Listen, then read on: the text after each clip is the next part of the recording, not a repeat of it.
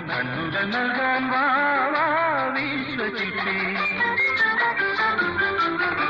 ചിരിക്കും ചെണ്ടുമല്ലിക്കും ചിറകുള്ള നൊമ്പരങ്ങൾക്കും തിളങ്ങുന്ന കണ്ണുകൾ നൽകാൻ വാ വിശ്വശില്പി.